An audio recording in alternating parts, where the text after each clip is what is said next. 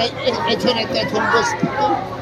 বস ওটাই হোসেনি বলে ওগো জীবন বাবা তোমার নাম সিজদাতে কাটা বাবা বলে বসে নাই গো হোসেনা আজকে ছাড়িও মদিনা এ হোসেনা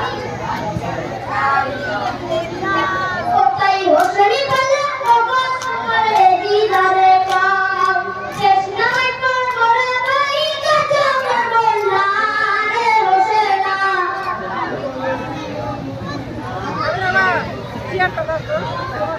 Gracias.